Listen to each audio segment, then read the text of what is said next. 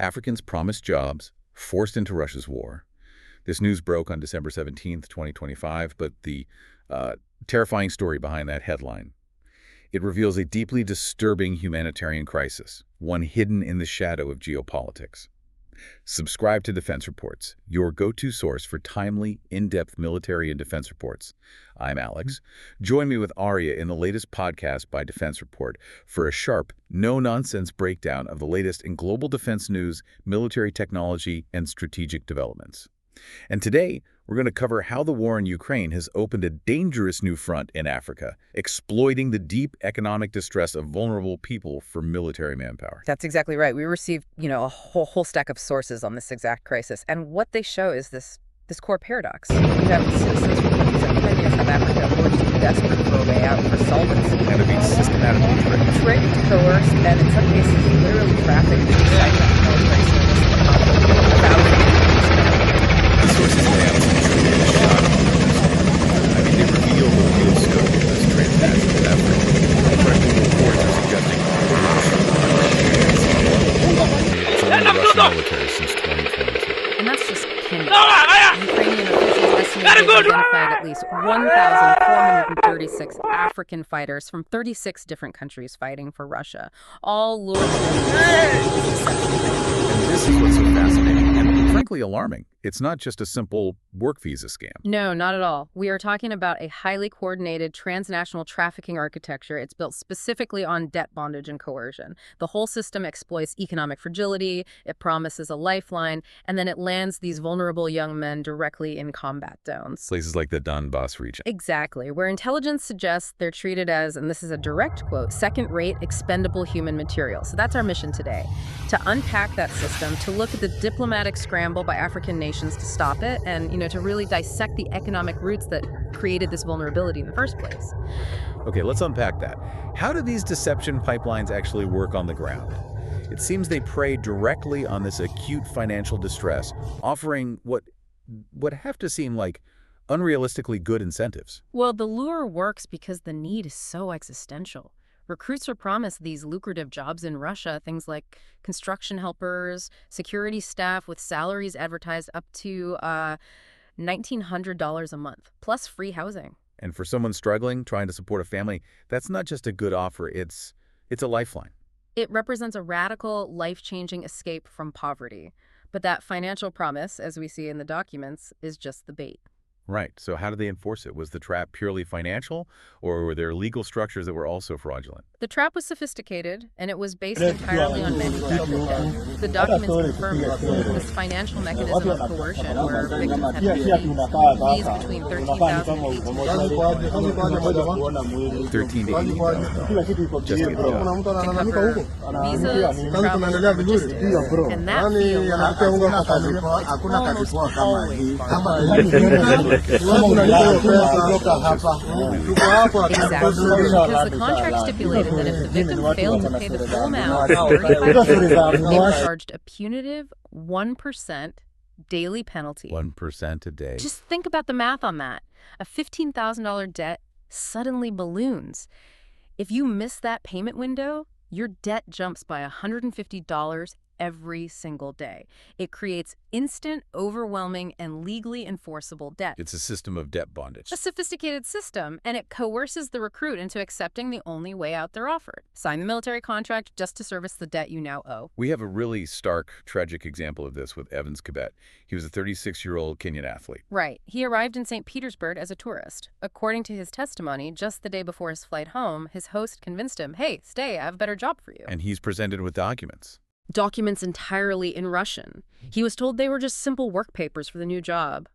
Evans signed, completely unaware he'd just agreed to a military contract. And then what happened? Immediately, his host took his passport and his phone.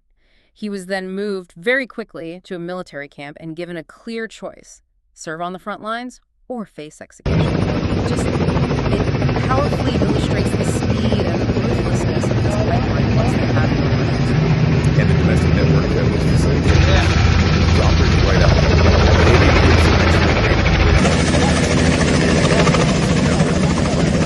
And inside, they found 21 men in the process of Investigators identified two companies involved.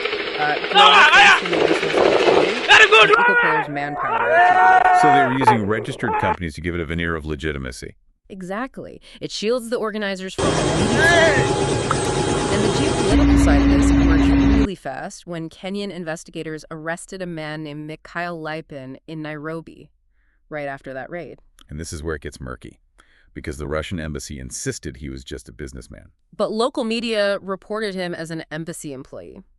Look, regardless of his exact title, his arrest just underscores the clear international involvement in making this whole thing work. So given the scale of this, the brazen nature of it, what kind of pressure did African governments start to exert? I mean, this requires some really high-stakes diplomacy with Moscow. It did. And the diplomatic response, which was really spearheaded by Nairobi, was critical. Kenya pursued months of, constructive dialogue with Moscow. It culminated in what was rightly called a major diplomatic breakthrough. What was the deal? On December 4th, 2025, an agreement was finalized with Russia to secure the immediate release and safe repatriation of any Kenyan nationals who could be proven to be held against their will. That's huge. Yeah. That sets a precedent. It set a critical and very welcome precedent for other African states trying to protect their citizens in this conflict zone. And it was a success. We know that 18 Kenyans have been rescued, issued emergency travel documents, and brought home safely. But there's a heavy human toll, even for the ones who were saved. A very heavy toll. Our sources noted that some returned bearing severe injuries. They had been located in these really dangerous conflict-proximate areas like Belgorod, right near a former Wagner military. This wasn't an isolated news story. We saw a direct parallel in South Africa. A direct parallel crisis. 17 South African nationals were similarly deceived or lured into fighting in Donbass. This actually forced President Ramaphosa to order a urgent investigation of suspected mercenaries.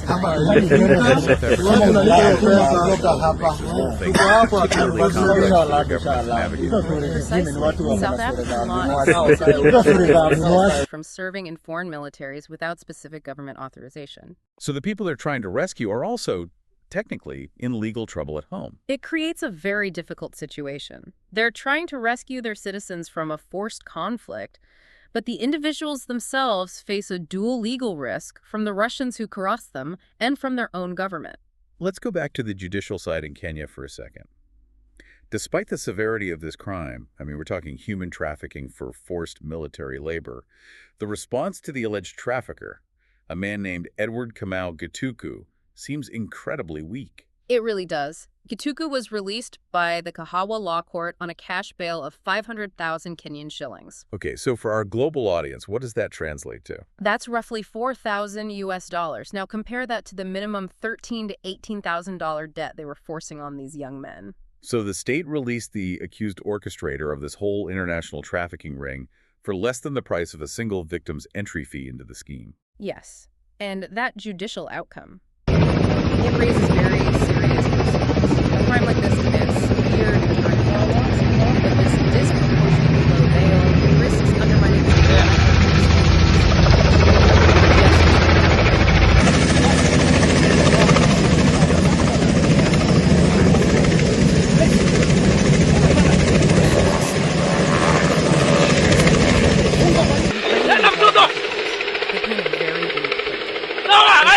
the Russian army face a sad fate. They're typically viewed as completely expendable. So they're sent straight into the world.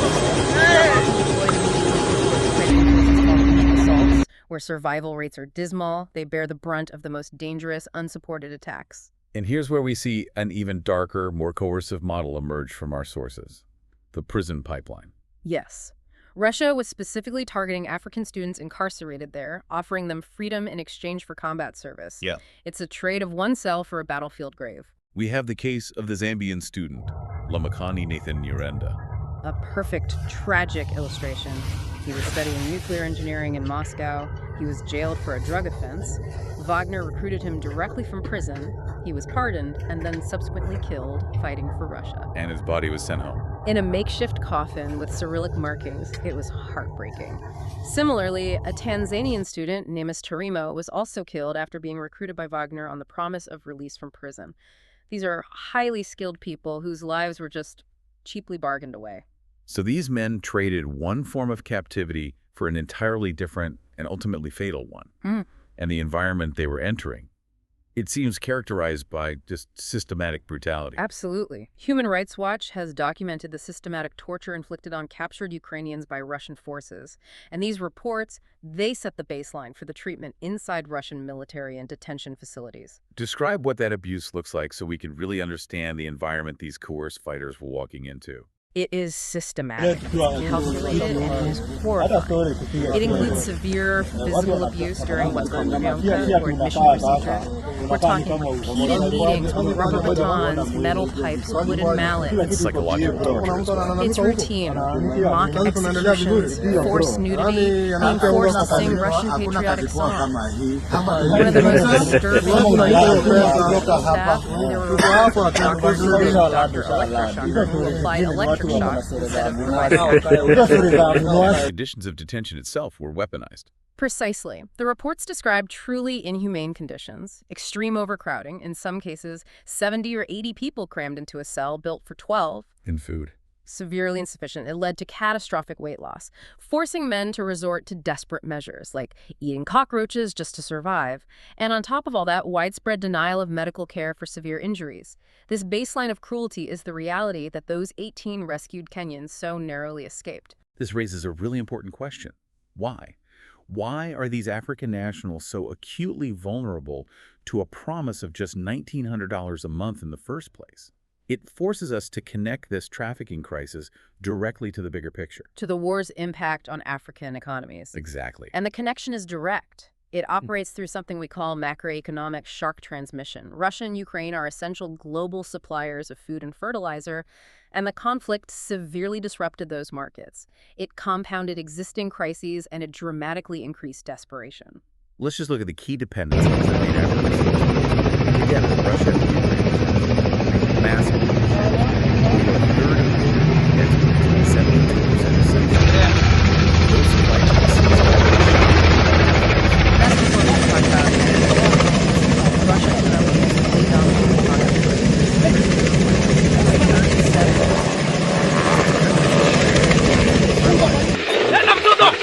Almost half of all African countries rely on Russia and Ukraine for at least 10% of their capital imports.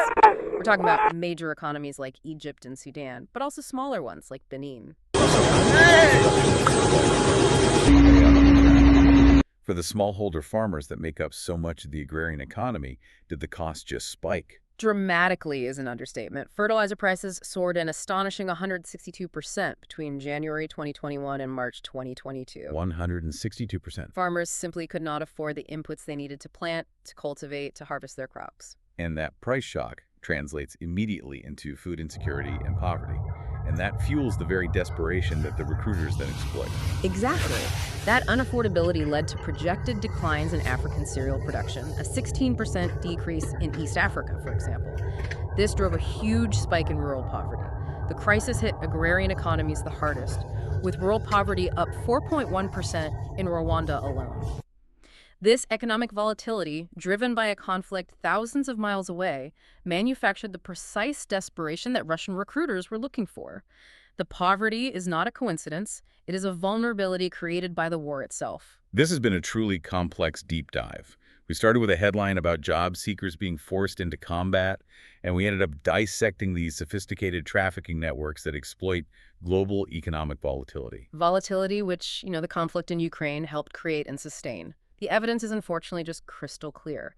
The high cost of this war isn't just measured in territory or frontline casualties. It's measured in the desperate choices made by vulnerable Africans, forced to trade their lives for a chance insolvency. While Kenya secured diplomatic releases, the judicial weakness and the underlying economic environment allowed this to happen.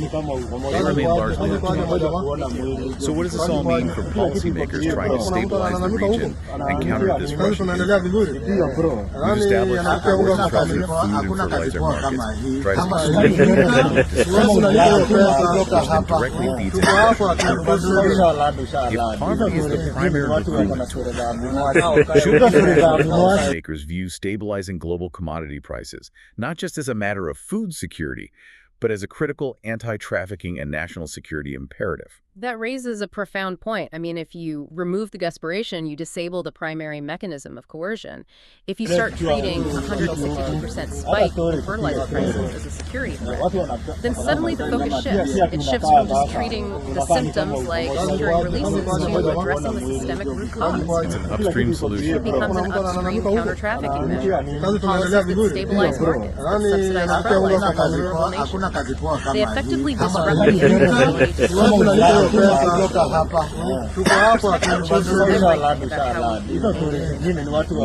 for us all to see the network, the victims, and the global shock that enabled it all.